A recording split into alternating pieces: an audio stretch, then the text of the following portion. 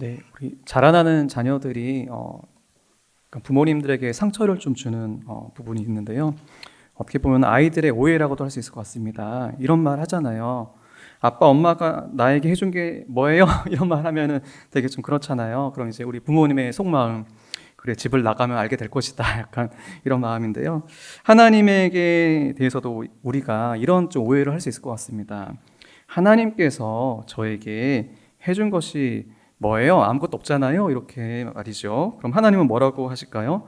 내가 모든 것을 다 했지 않냐? 난 다 쏟아부었는데 왜 너는 내 마음을 몰라주냐? 이렇게 하지 않을까요? 우리는 머리로는 지식으로는 하나님께서 이 모든 세상을 창조하셨고 죄인인 나를 위하여서 예수님을 보내주셨고 지금 우리 아버지로서 우리를 돌보시고 돌보신다는 것을 알고 있습니다. 그리고 말도 합니다. 또 사도신경도 고백을 합니다. 하지만 그것을 실제로 내가 믿고 의지하냐는 좀 다른 측면인 것 같아요. 우리가 더 하나님의 은혜를 더 깨닫고 또 구해야 되지 않을까 하는데요. 오늘은 이런 하나님에 대하여서 하나님에게 대해서 오해하는 측면에 대하여서 또 하나님의 말씀으로 우리가 한번 또 은혜를 받고자 합니다. 너무나 잘 아시는 그 탕자 이야기이죠. 11절부터 사실 내용이 있는데요. 먼저 크게 두 가지로 고려합니다. 첫째로는 하나님께서는 이 집 나간 이 둘째 아들처럼 이 죄인을 기다리시고 되찾음으로 인하여서 기뻐하신다는 것을 먼저 나눠보고자 합니다. 이 집을 나간 이 둘째 아들 탕자의 모습은 죄가 무엇인지 죄의 비참함이 어떠한지를 잘 알려줍니다. 이 집을 나간 아들의 이 동기가 무엇이었을까요? 이 사실 이 아버지가 되게 부자 아빠인 것 같아요. 그런데 사실은 이 첫째 아들도 오해했었는데 아버지와 함께 하는 것이 정말 뭐 단순히 아버지의 유산을 물려받은 것뿐만 아니라 아버지와 함께 하는 것이 정말 모든 종합적인 그 부요함의 집합체인데 그 가운데에서 이 둘째 아들은 아마 아버지가 가진 그리고 아버지가 자신에게 주리라고 약속한 그 물질적인 복만 바랬던 것 같아요. 그래서 이 물질적인 복만 바라고 아버지한테 무례하게 아버지가 죽으면 돌아가시면 받아야 할 유산을 받은 거죠. 그래서 그것을 받아서 이제 떠납니다. 그런데 떠났다는 것을 생각해 보면은 이 아버지의 간섭을 벗어나서 자기 마음대로 살고 싶어하는 욕구가 있는 것 같아요. 저희 우리 청년들 여기 와 있는데요. 이제 또 청년 때 그런 마음 있잖아요. 아니면 뭐 고등학교 졸업하고 그런 마음 있나요? 내가 대학교 가기만 하면은, 내가 집을 떠나면은, 아니면 내가 이제 독립하면은, 약간 내가 그동안 못 펼쳤던 나의 꿈을 펼치리라 이런 마음 있을 수 있잖아요. 이 둘째 아들은 아버지의 간섭을 벗어나서 그것이 잔소리로 들렸을 수 있을 것 같아요. 그런데 자기 마음대로 살고 싶었던 것 같아요. 그리고 또 한편으로 이런 마음도 있었겠죠. 나의 인생을 주체적으로 내가 살 거야 이런 마음이 있었을 것 같아요. 그런데 이 집을 나간 이 아들의 이 현실은 어땠을까요? 겉으로는 제가 하고 싶은 꿈 다 펼칠게요 라고 했을 수 있을 것 같아요. 하지만 실상은 의미 없는 인생이었던 것 같아요. 아버지가 주신 모든 것을 그런 낭비하는 인생을 삽니다. 13절에 보면은 허랑방탕하여 라고 하고 있죠. 뭐 술과 여자로 세월을 보냈다라고 생각되어지는데요. 그러니까 뭔가 의미 있게 아버지가 주신 그 막대한 그 재산을 잘 활용해서 불린 것이 아니라 그것을 아무 의미 없는데 이렇게 막 이렇게 쓴 거예요. 그러면서 그 13절에 보면은 낭비했다라고 하고 있습니다. 아버지의 재산이 사실은 일해보신 성도님들도 이제 또 청년도 아르바이트한 청년들을 알 건데 어떻게 보면은 그 일당 하루 일당 월급 받는 게 사실은 쉽지 않잖아요.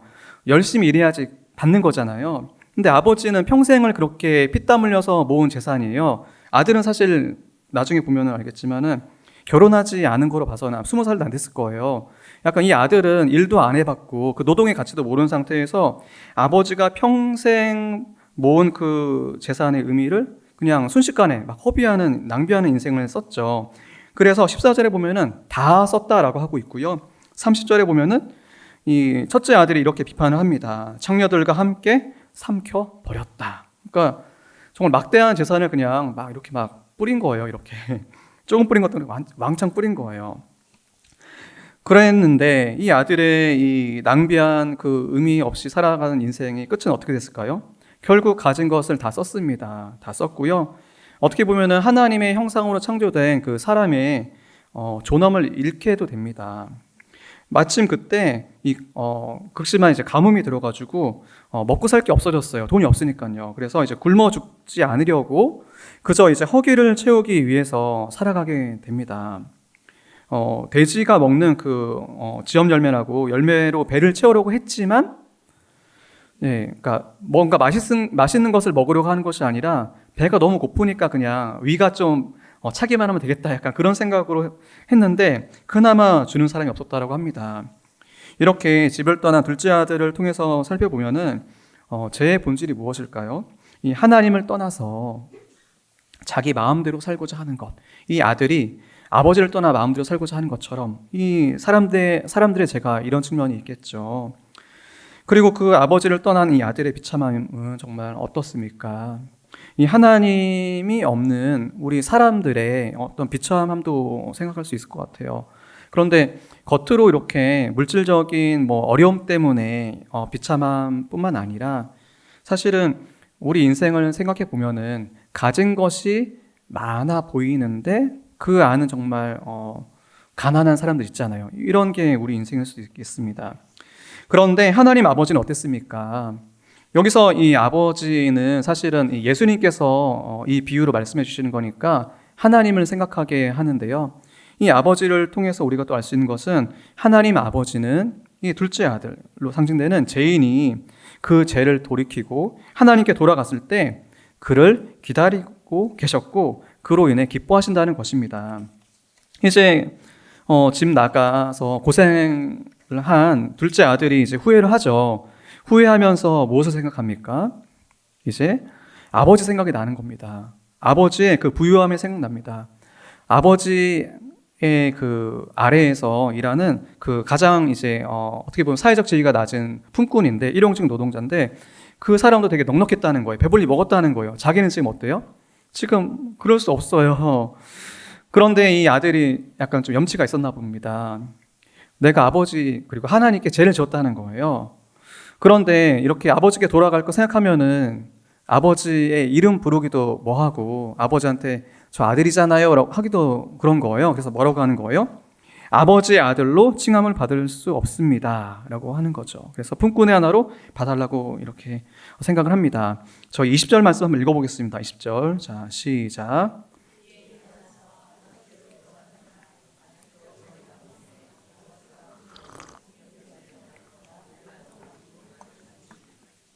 네.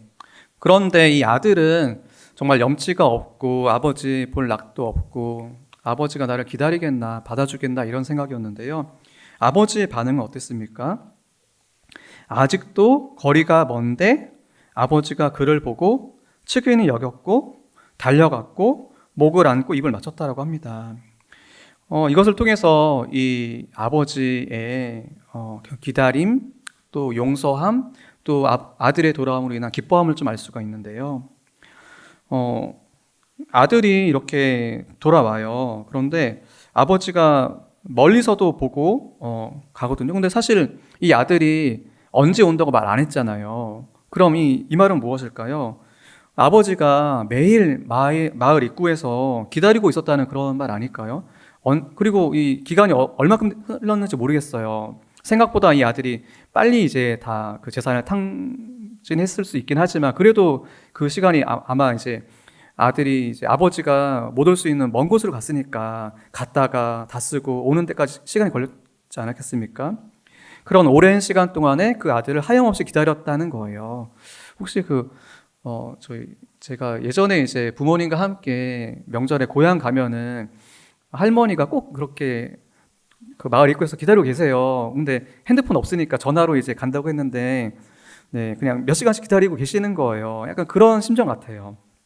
그런데 이 아버지의 마음은 어땠습니까? 화를 내거나 깊은 실망을 약간 표현하진 않죠. 당장 여기에서는요. 오히려 아들이 회개하려고 하는 그런 말을 잘라버리고 그냥 무조건적으로 받아들이는 그런 용서의 모습을 보여줄 수가 있어요. 그리고 아들이 사실 상태가 안 좋죠. 전까지 어떤 일 했었죠? 돼지 곁에서 막 이렇게 막 했잖아요. 그러니까 냄새도 날 것이고, 그리고 가진 것도 다 이제 허비했을 것이고, 나중에 보니까 신을 이야기하니까 신도 없는 상태였던 것 같아요. 그러니까 냄새 나고 막 몰골도 이상하고 머리카락도 막 안 감고 막 냄새 나는데 아버지는 그 아들을 어떻게 합니까? 안아줘요. 안아주는데 약간 좀 그렇잖아요. 저희 어떻게 보면은 약간 비하하는 건 아닌데 이제 노숙자분들 있잖아요. 그럼 지하철 같은데 이제 나 어디 기차역에서 보면은 냄새가 나니까 저희 좀 피하는 경향 있잖아요. 그런데 이 아버지는 어때요? 그런 냄새 나고 더러워 보여도 이걸 꽉 안아주는 거예요. 예, 참 어떻게 보면 아들이 더 이렇게 막 밀치려고 했던 것 같아요. 예. 그러면서 입을 맞췄다고 합니다. 참. 예. 그리고 원래 신분으로 회복시켜주는 여러 약간 장치들이 나오는데요. 제일 좋은 옷으로 이제 입혔다고 하고요. 그리고 가락지를 끼웠다고 합니다. 가락지는 뭐 가족의 뭐 문양이 새겨져 있었던 그런 거라고 해요. 가족으로 받아준다는 거죠. 그리고 신발은 그 종은 이제 신발을 안 신고 있다고 해요. 그러니까 주인의 신분으로 이제 회복시켜 주는 거예요. 그러면서 어떻게 기뻐합니까? 23절에 살찐 송아지를 끌어다가 잡으라. 네, 약간 저희 청년들도 그렇고 또 우리 어르신들도 그렇고 약간 소고기 좋아하시잖아요. 약간 살찐 송아지. 이 송아지는 뭐 특별한 예식 등을 위해서 빼놓은 어린 소라고 해요. 그러니까 그렇죠? 소가 어른 소고 송아지가 아기 소잖아요. 그러니까 맛있는 소. 그 특별한 소를 잡아서 잔치를 합니다. 그래서 축제를 했다고 하죠. 우리가 먹고 즐기자. 죽었던 아들이 살아 돌아온 것에 대해서 기쁨의 잔치를 합니다. 이 둘째 아들이 이렇게 정말 철없게 하나님, 이 아버지를 떠나서 돌아왔을 때 이 아버지가 그 아들을 얼마나 반기고 기다렸고 기뻐하는 생각해 보면서요. 죄인을 향한 하나님의 마음을 좀 헤아릴 수 있을 것 같습니다. 죄인을 향해서는 하나님이 어떤 반응을 가지고 계십니까? 그를 사랑하시고 그리고 그 아버지가 아들을 향해서 긍휼한 마음이 있잖아요. 이 마음이 하나님의 마음이시죠. 그리고 어때요? 기다리고 계십니다. 그리고 오래 참으십니다. 사실 그런데 하나님께서 이 아버지로 상대는 하나님께서 우리를 죄인을 기다리실 때 그 죄인의 상태가 좋지 않습니다. 누가 생각하더라도 정말 불효자고 실망할 만하고 그 스스로 생각하기도 자격이 없는 존재입니다. 그런데 그 죄 또한 큽니다. 하나님 아버지를 스스로 떠났고 하나님 없이 살려 하는 아주 무례하고 부도덕한 존재로 생각할 수 있어요. 그래서 마땅한 바는 이 아버지는 어떻게 하는 것이 마땅합니까? 그 호족에서 파고 마치 죽은 것처럼 지내면 되는 거예요. 하나님 아버지도 어떻습니까? 하나님 백성의 명부가 있다고 하면은 거기서 파고 마치 안 태어난 존재처럼 여기시면 됩니다. 근데 하나님은 그러지 않으셨죠. 이 아버지는 그 아들에 대한 사랑을 포기할 수가 없었습니다. 하나님도 마찬가지입니다.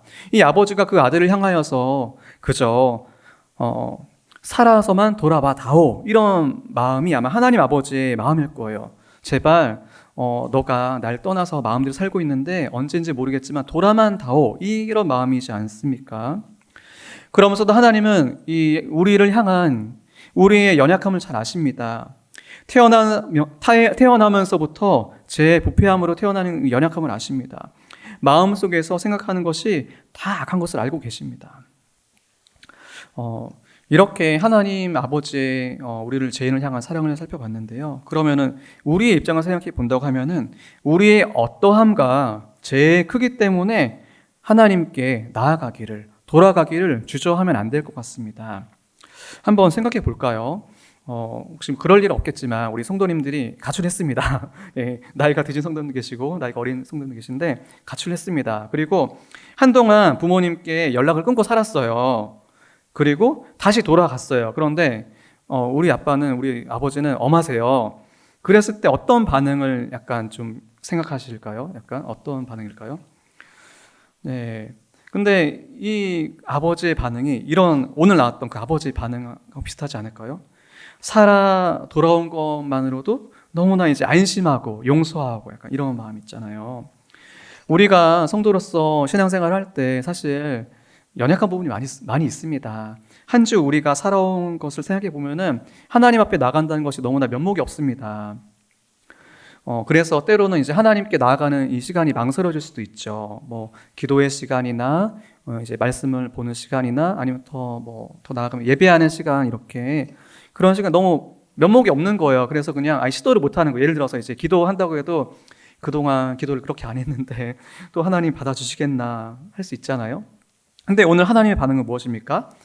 너무 반갑다. 너무 잘 왔다. 예배하러 너무 잘 왔다. 기도 오랜만에 하지만 너무 좋다. 내용이 없어도 돼요. 하나님, 아버지, 이 소리만 들어도 하나님 기뻐하지 않으실까요?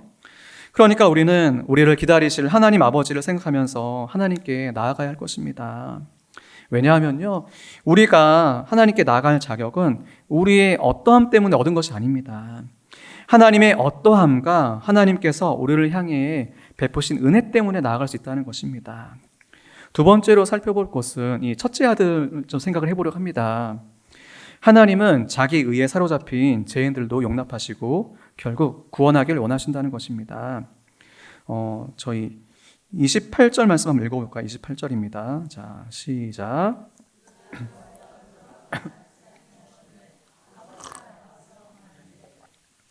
네, 첫째 아들은 자기의 의로움에, 자기 의에 사로잡힌 약간 종교적인 측면을 가지고 있는 우리의 좀 어떤 모습을 대변하는데요.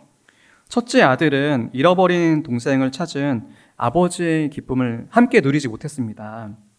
첫째 아들의 반응은 조금 전에 읽었던 28절처럼 어땠습니까? 화를 냈습니다. 그리고 기쁨의 그 잔치에 들어가지 않았습니다. 그래서 아버지가 어떻게 합니까? 달랩니다.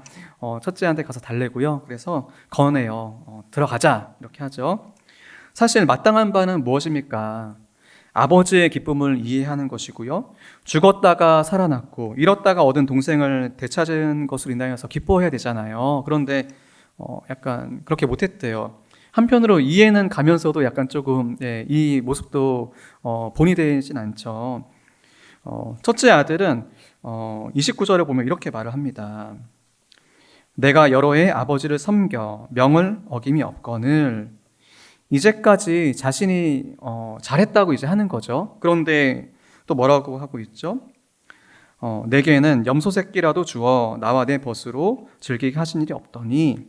그런데 지금 둘째 아들에게는 뭐 줬어요? 그 살진 송아지. 근데 자기는 염소 새끼라도 주어서 잔치를 해주지 않게 했대요. 섭섭했나 봐요, 한마디로. 네.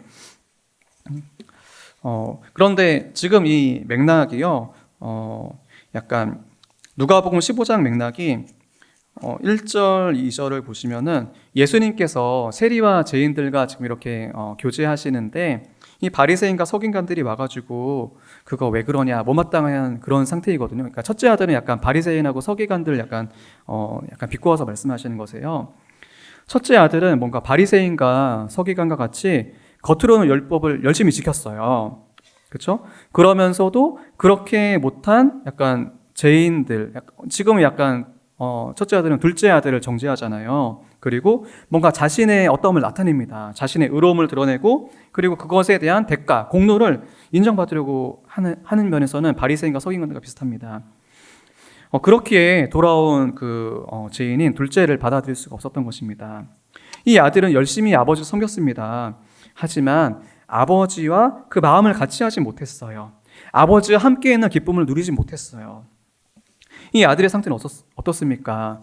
집에 아버지와 함께 있습니다. 같이 있습니다. 하지만 그것을 못 누립니다. 이 아버지가 어떤 분이에요? 부유하시고 인자하시고 사랑이 많으시고 그 아들에게 모든 것을 주고자 하는 그 아버지잖아요. 이 아버지의 입장에서 보면요, 진정한 아들과 아버지의 관계로서는 되찾아야 할 또 하나의 그런 대상, 또 하나의 잃은 아들이었지 않을까 합니다. 바리새인들은 겉으로는 종교적인 형식으로 하나님을 섬긴다고 하였지만 그 가운데 좀 기쁨이 없었던 것 같아요. 그리고 이들은 자신의 의로움과 공로를 인정하지 않는다면서 예수님을 적대했고 결국 십자가에 못 박았습니다. 사랑하는 성도 여러분, 우리 또한 내가 한 공로를 좀 인정받으려는 태도가 좀 있지 않을까요? 이제까지 내가 어떤 걸 했는데 그것을 왜 인정해주지 않냐, 인정받지 못하면 약간 섭섭할 수 있잖아요. 그리고 대신에 아무것도 한 것이 없는데 그 사람이 인정받는다고 하면 약간 억울해요. 약간 그럴 수 있잖아요. 네. 우리의 마음이 이럴 수 있다는 거예요.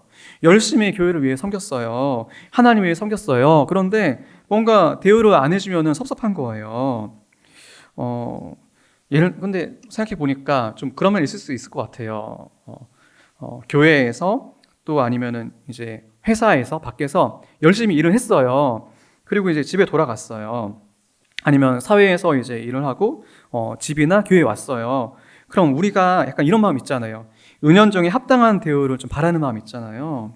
그것이 채워지지 않을 때 약간 실망감, 원망감이 있을 수 있는데요. 저도 생각해 보면은 좀 그런 것 같아요. 좀 교회에서 열심히 섬기고 집에 가서는 약간 왠지 좀 쉬고 싶은 상태에서 자녀가 뭐 해달라고 할 때, 약간 아내가 뭐 해달라고 할 때, 아니면 성도님 같은 경우는 이제 직장에서 열심히 일하고 오셔가지고 집에 왔는데 자녀나 이제 아내분이 뭐 해달라고 할 때, 아니면은 그렇게 일주 6일간은 이제 정말 열심히 소비한 상태에서 교회에 와서 뭔가 하려고 했는데 뭔가 해달라고 할 때, 그럴 때 힘들 수 있잖아요. 이런 것처럼 말이죠. 그런데요, 이런 상상을 한번 해볼까요? 우리가 예수님 시대에 살았다고 생각해 봅시다. 우리는 예루살렘이 지금 있습니다. 예루살렘에 있고요. 그리고 열심히 회당에 가서 이제 예배도 드리고 나름 정한 이제 뭐 장로들의 규칙들을 잘 지키고 있어요. 그런데 어느 날 허름한 옷차림에 직업도 변변치 않은 이제 사람이 와서 이제 따로 모여서 예배하고 그렇게 예배하고 우리가 드리는 예배와 우리가 드리는 이런 종교적인 열심을 무시한다면 그 사람을 어떻게 우리가 대하게 될까요? 네, 약간 신천지처럼 대하거나 뭔가 조금 되게 적대시하지 않을까요? 아마 더 열심히 하려고 했던 사람일수록 그 사람을 적대시하고 미워하지 않을까요? 이런 측면은 어떻게 보면은 바리새인들과 서기관들의 모습이었는데 이런 우리의 모습이기도 한 거예요. 자기의 이런 공로를 인정받으려고 하는 측면은 어떻게 생각해 보면은 죄인의 또 다른 측면입니다. 그래서 이런 측면은 죄인인 것을 거부하게 하고요. 그래서 은혜의 복음을 거부하게 되고요. 정말 결국은 예수님을 거부하게 되는데 혹시나 우리 가운데도 이런 싹이 있다라고 하면은 이런 예수님의 복음을 약간 거부할 수 있게 된다는 것이죠. 그런데 이 아버지는 이 첫째 아들에게 대해서 되게 관대합니다. 저희 31절 말씀 읽어보겠습니다. 31절 자 시작.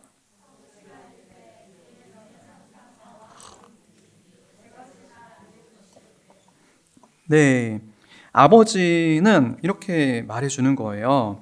항상 내가 너와 함께 있다. 그리고 내 것이 다 너의 것이다. 그럼 뭐예요? 이 아버지의 부요함은 사실인데 이 첫째 아들이 못 누리고 있는 거잖아요. 그런 거죠. 이 아들의 참된 복은 항상 아버지와 함께 있는 것입니다. 그리고 아버지의 것이 정말 나의 것으로 여겨지는 그런 것인데요. 하나님은 우리 아버지로서 우리를 보호하시고 공급하십니다. 영적으로 육적으로 우리의 대적으로부터 우리를 보호하시고요. 또 영적인 필요와 육적인 필요를 다 공급하십니다. 에베소서 1장 3절에서는 찬송하리로다 하나님 쭉 하면서요. 그리스도 안에서 하늘에 속한 모든 신령한 복을 우리에게 주시되라고 하고 다른 번역은 이것을 다 주셨다라고 합니다. 하나님께서는 모든 영적인 복을 우리에게 이미 다 그리스도 안에서 주셨다라고 선언을 하십니다. 그리고 마태복음 6장 26절에서는 공중의 새를 보라 심지도 않고 거두지도 않고 창고에 모아 들이지도 아니하되 너희 하늘 아버지께서 기르시나니 너희는 이것들보다 귀하지 아니하냐라고 하면서 하나님이 우리의 하늘 아버지로서 모든 필요를 육적인 필요를 공급하시는 것을 말씀하십니다. 이 아들이 언제 이 아버지의 부요함을 깨닫게 될까요? 우리가 언제 부요한 하나님의 이 은혜를 깨닫게 될까요? 아마 이 첫째에게 아버지가 떠나시고 나서 가뭄이 찾아올 때 알게 될까요? 또 이 첫째가 둘째처럼 하나님 아버지를 떠나서 고통 가운데 있을 때 깨닫게 될까요? 우리도 생각해 보면은 하나님 아버지의 부요함은 늘 있는데 이렇게 인생 가운데 가뭄이 찾아올 때, 인생 가운데 하나님을 떠나서 제 가운데 고통 가운데 있을 때 그때 깨닫게 되지 좀 않나요? 하나님 안에 있을 때 가장 좋았구나 그러지 않습니까? 그런데 이 하나님 또 여기에서는 이제 아버지로 상징되는데요. 아버지 하나님은 정말 그 첫째 아들에 대해서도 인내하시고 계십니다. 이 아버지는 첫째 아들이 자신의 공로로 아버지와 아들의 관계가 인정받거나 누려지는 것이 아니라 그 자체로 함께 있는 것이 얼마나 큰 복인지 약간 깨닫도록 좀 약간 부모님 대신 성도님도 이해하실 건데, 첫째 아들이 또 이런 건 약간 화나잖아요. 근데 이 아버지는 되게 차분하게 이야기하시면서 건면하잖아요. 그리고 아마 이 첫째 아들의 상태도 아셨던 것 같아요. 이런 첫째 아들의 상태를 아시면서도 인내했습니다. 네. 하나님은 이 아버지처럼 바리새인들과 서기관들이 정말 자신들도 하나님 앞에서 죄인인 것을 깨닫고 돌아오길 기다리셨습니다. 그리고 하나님께서는 우리에게도 이런 면으로 하나님을 떠나 있다고 한다면은 되찾고자 하십니다. 하나님께서 우리의 아버지로 항상 함께 하시고 하나님의 모든 것을 우리에게 주신다는 것을 좀 생각해 보았으면 합니다. 지금 당장 내가 생각한 무언가가 주어지지 않는다고 해서 하나님을 원망해서는 안 됩니다. 혹시 로또 당첨 약간 안 됐다고 원망하시는 분은 안 계시겠죠? 아니면은 오랫동안 기도한 기도 제목이 이루어지지 않는다고 해서 하나님 원망하면 안 된다는 것이죠. 오히려 우리에게 이미 주신 은혜를 헤아려 보면서 감사해야 할 것입니다. 하나님이 우리의 아버지라는 것이 얼마나 부요한 은혜인지 생각해 봐야 할 것입니다. 우리의 합당한 반응은 무엇입니까? 하나님의 부요함과 인내와 사랑을 생각하면서요, 하나님의 그 사랑과 하나님을 사랑하고요, 그리고 하나님만으로 즐거워하는 것이지 않겠습니까? 그래서 하나님의 이름을 높이기를 원하며 하나님의 뜻대로 살고자 하는 열망으로 살아가는 인생이 되어야 하지 않겠습니까? 하나님 아버지께 정말 모든 것을 받았음에도 마치 안 그런 것처럼 생각한다고 하면요, 우리 또한 하나님께 또 다른 잃어버린 자녀라는 생각을 해봐야 할 것입니다. 우리의 무언가로 하나님께 인정받을 수 없고 오직 하나님의 은혜로만 하나님의 자녀가 되었습니다. 그러니까 우리는요, 하나님의 주시는 복을 받고 누릴 수 있다는, 오직 하나님이 주시는 그런 복으로서만 우리가 진정한 복을 받고 누린다는 걸 생각해야 할 것입니다. 그리고 마지막으로 이 첫째 아들이 둘째 아들에 대한 그런 마음인데요, 우리도 좀 돌아볼 게 있을 것 같아요. 우리가 다른 지체를 향하여서 시기하거나 질투하는 것이 아니라 그를 도와야 할 것입니다. 우리 때로 그럴 때 있잖아요. 약간 속담이 있는데 이웃 사촌이 땅을 사면은 그거잖아요. 누가 교회에서 잘 되는 거예요. 아니면은 정말 조금 섬겼는데 막 인정받는 거예요, 교회에서. 그럴 때 그를 시기하거나 질투하는 것이 아니라 마땅한 건 무엇입니까? 함께 기뻐해 주는 거죠. 네. 우리를 구원하시고 교회로 삼으신 목적을 생각해 봅시다. 하나님의 영광스러운 형상으로 회복되고 그렇게 되도록 돕는 거예요. 서로 돕는 거예요. 이를 돕도록 하나님께서 가정을 주셨고요, 교회를 주셨습니다. 다른 지체가 그렇게 잘 되고 있다고 하면은 정말 감사한 것이고, 그리고 그렇게 만약 안 되고 있다면은 안타까워해야 되고 도와야 하는 것이지요. 사랑하는 성도 여러분, 이제 말씀을 마무리하려고 합니다. 하나님께서는 죄인인 우리를 되찾으시고 교제하기를 원하십니다. 혹시 이런 하나님의 은혜를 모르고 불평하고 원망하고 있진 않는지 돌아보았으면 합니다. 모든 부여하신 하나님을 떠나서 헛된 자유를 추구하는 죄를 회개했으면 합니다. 나의 공로로, 나의 그 자기 의로서 하나님에게 나아가고 하나님 아버지께서 모든 것을 받았음에도 마치 안 그런 것처럼 생각하는 죄를 회개했으면 합니다. 하나님께서 이런 우리를 그토록 찾으시는 것을 깨달아 하나님만으로 기뻐하고 감사하고 찬양하는 행복한 교회의 모든 성도님들이 되시기를 예수님의 이름으로 기도합니다.